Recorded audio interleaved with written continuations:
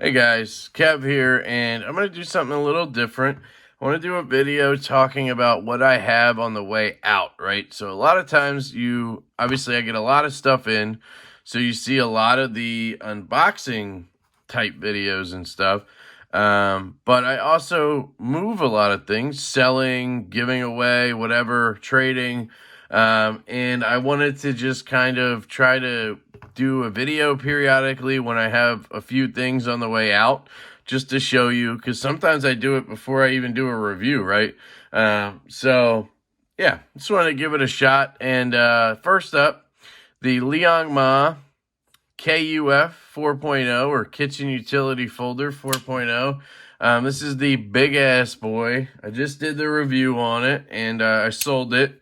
This is the version 3, so you can see there, big size difference, 3.3-inch knife, 4-inch blade, 3-inch blade, 4-inch blade, and there is the 2.0, which I know sounds weird, but this one I think has a 3.5-inch blade, so right in the middle there.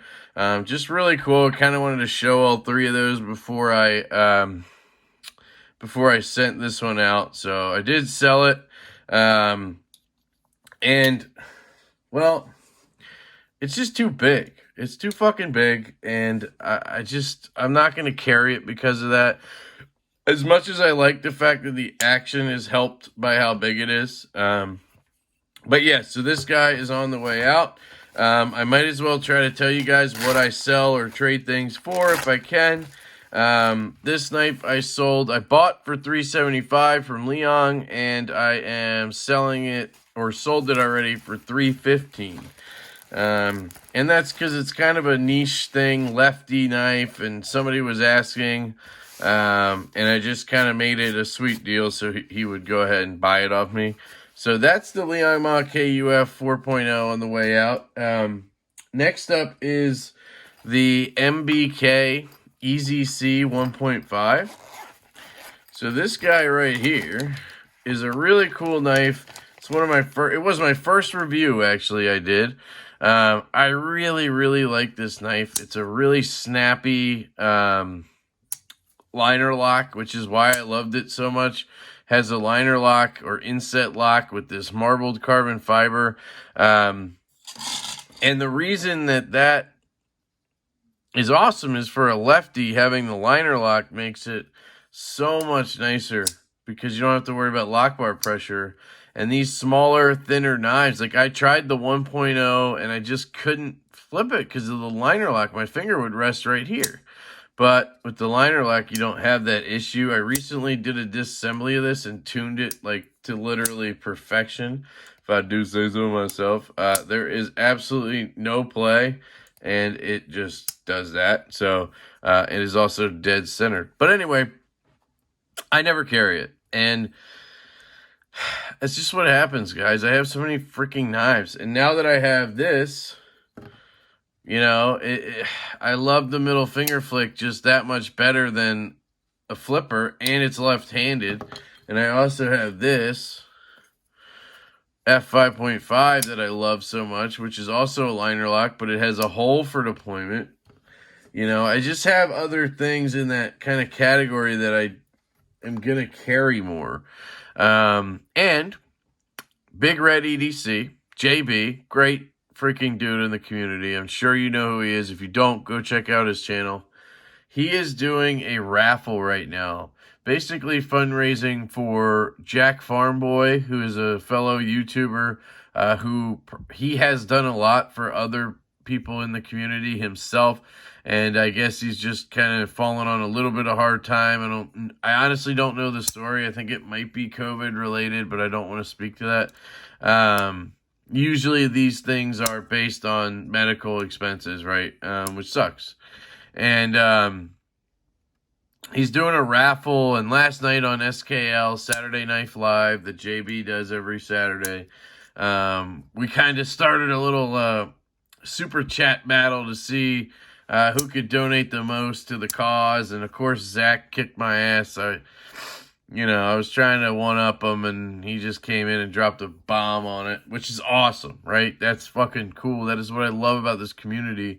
It's why everybody loves Zach. I don't know him really personally, but I'm sure if I ever communicated with him, I would just know how awesome he is, because it's just the kind of dude he seems to be.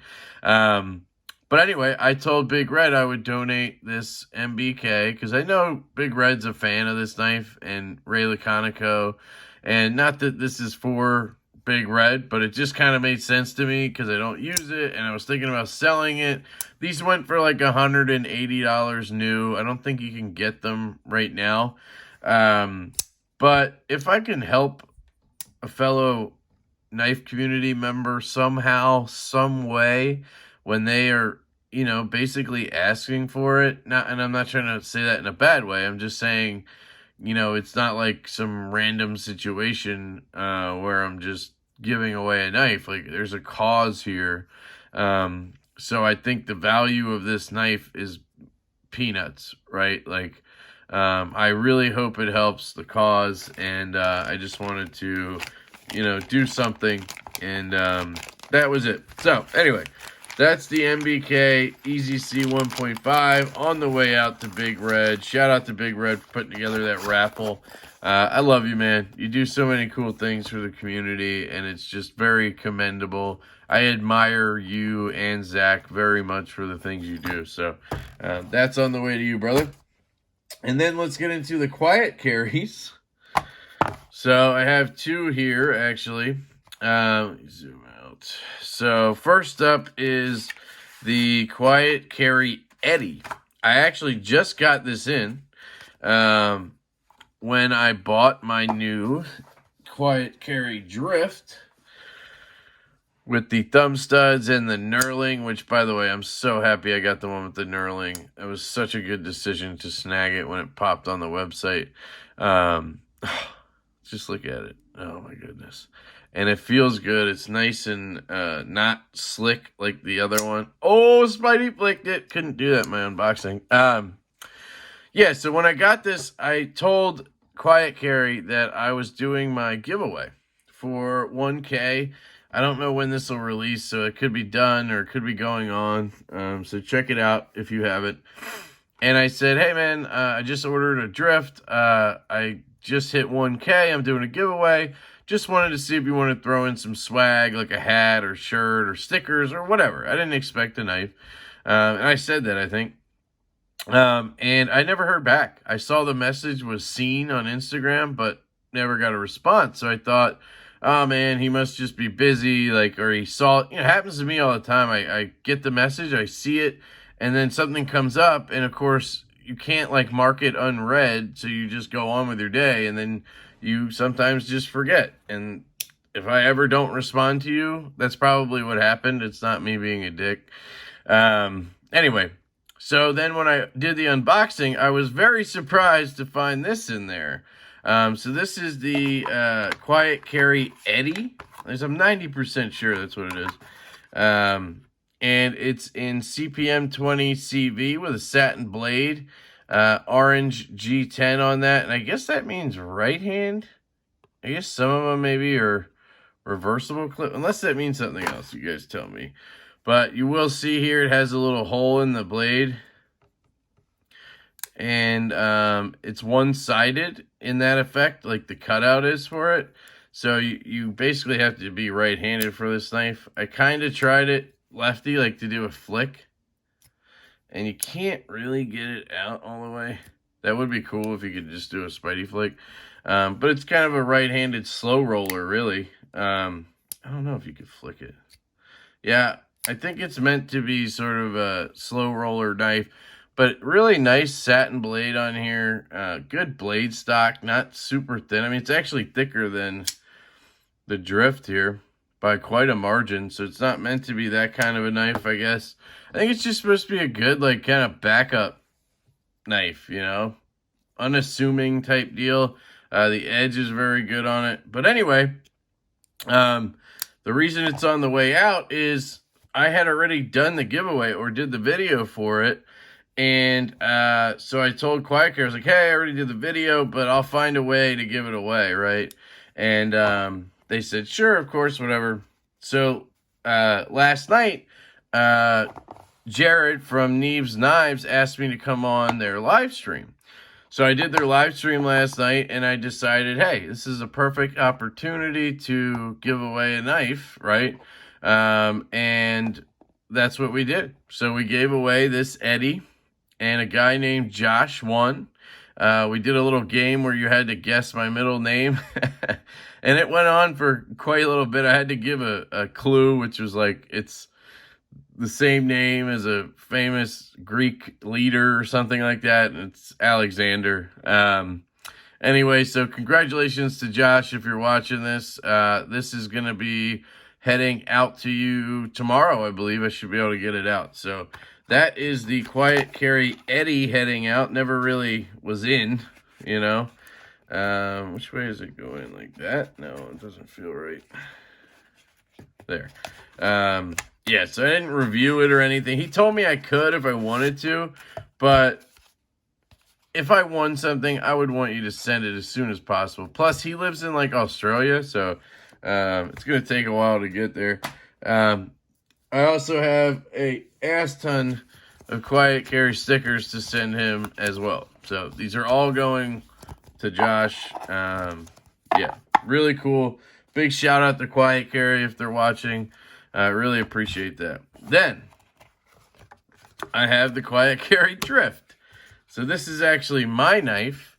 I got this in a trade. I traded my 523. I don't know if you guys remember when I did those knife sale videos. I traded the 523 and I got this knife. I got a Riot Tribute, fancy pants one with like Zerk and stuff. And I got an Olamic Whippersnapper. And this is the last one of those knives actually in my possession. I sold the Riot Tribute to my buddy Rodney. Shout out to Rodney. I'm sure he's going to watch this at some point. And I sent the Whippersnapper off to Jake over at Bearded Gear to see if he liked it. He's been interested in one, and, you know, he just wasn't really prepared to spend money right now. He was strapped or what. I don't know what happened. And I just said, dude, I'll send it to you. You can see if you like it and decide, like, you know, that if I could do that for everybody, I would, but like, then I would never sell things quickly. And sometimes you just want to get the money in your PayPal. So, but with Jake, he's a really good friend, and I just figured I'd let him review it and then decide, right? So we'll probably find that out in like 2 months. Just kidding, Jake. Anyway, so this is the last knife left. And when I got this, dude, I was like, damn, this is so good. I mean, ergos are fantastic. I mean, I'm still reviewing it, so I don't want to give away too much. But, like, I did the disassembly on this specific knife already. This is the stonewashed, so stonewashed handles with stonewashed blade. And basically what happened was they have this knurling patterned one, right? And I was fidgeting with it the one night, and I sort of realized that I get sweaty hands, right?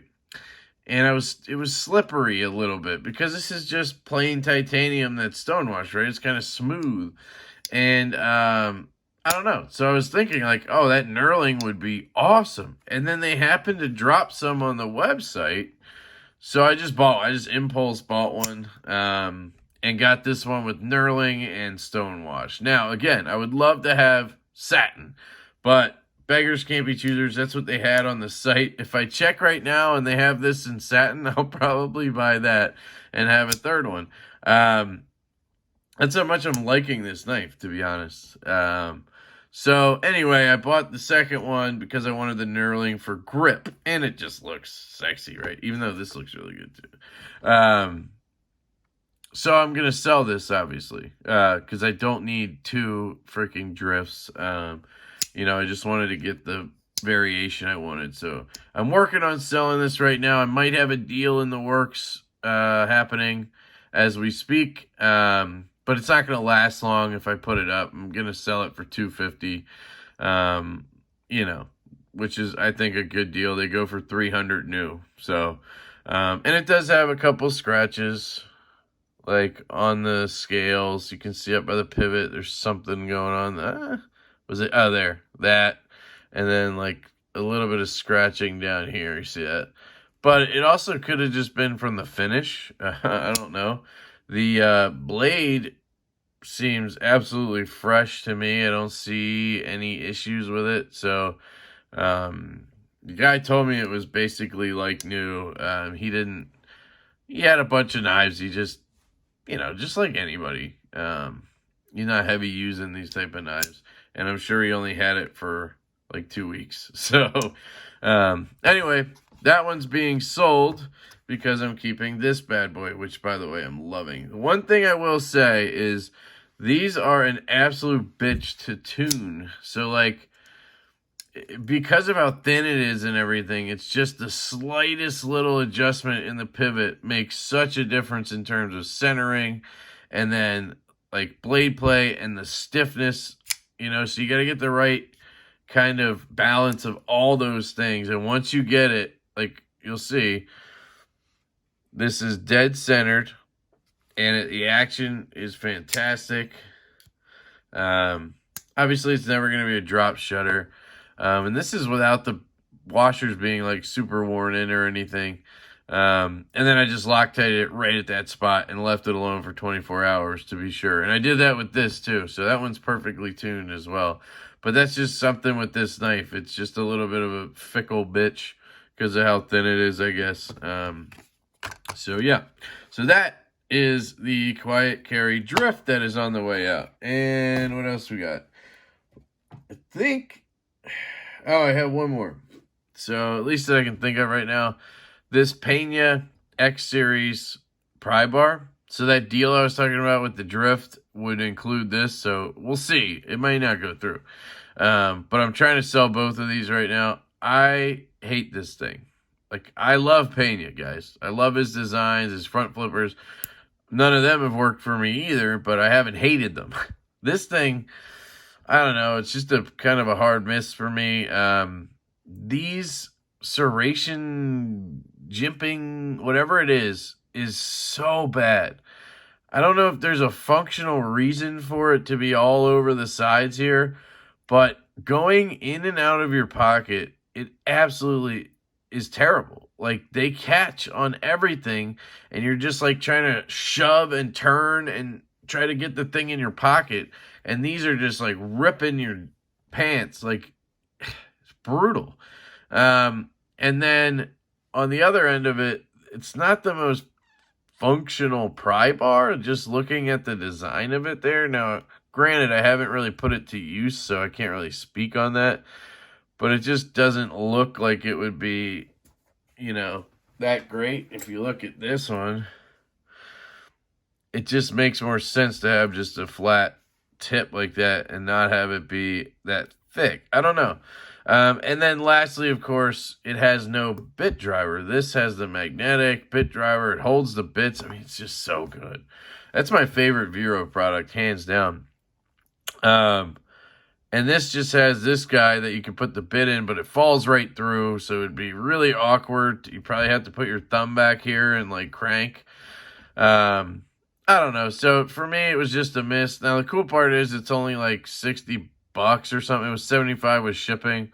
But anyway, this is on the way out. Just didn't work out for me, guys.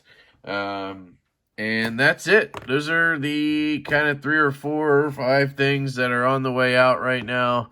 And I don't really have anything else to go over. I did want to real quick touch base on Zippos. So this is funny. Jake over at Bearded Gear recently unboxed some Zippo inserts, and I was pretty intrigued because I carry a lighter every day, little Bic lighter, and I used to love Zippos, as you can see here. I've had all these, but I stopped carrying them because refilling them sucks. They leak, and then you get the shit all over you, and then it's just a pain in the ass. And then the flint goes out like right when you need it. So I was pretty interested when I saw those inserts. I never knew about them. So I bought a couple. I have one here. I'm waiting on the butane. It's supposed to be here Monday. I got the same ones that Jake did. This is the Zippo one. See if I can get it out of here. Jesus. This is the Zippo insert. So you just fill it up down there. And I guess you can change the flame on that. And you just click this button. I got the twin burner one. Made more sense for me anyway. God, it really is a bitch to get in and out. I've noticed that. And this, so here's the kind of progression. Well, real quick, I'll show you the other one. This is the other one. Some random company on Amazon, I guess. You can adjust flames and shit there. And it has a wheel, which I really like the idea of that wheel. And then you have a button here. So it's really cool. And yeah, so those are the two I got. And these are the 3 Zippos I had, right? And this is the first Zippo I ever bought. And I can't believe I still have it. It still functions like better than any of the other ones. The cap is a little bit loose, but not bad. Obviously, I took care of this thing, right? And it has my stupid ass like high school rapper name on there, K-Bo. Oh my God, I was such a dork. But yeah, I must have etched that on. Is there anything else in here? I literally named my dog Jack Daniels because I was drinking it that night after some school like party or something. And then I got this dog at the party. Somebody had 2 puppies, and I took one home and was like, "Hey, I got a dog." I was like 16. My parents hated that, but they let me keep the dog, and I named it Jack Daniels. So then I bought this Zippo because, you know, it was like my dog or whatever. And look at it. It's fucking beat to shit, but like it still is pretty good. And sadly, I tried getting the insert into it and something is like warped or something. It's really hard to get, like, I had to use pliers to get this one back out of it. It just didn't want to go in.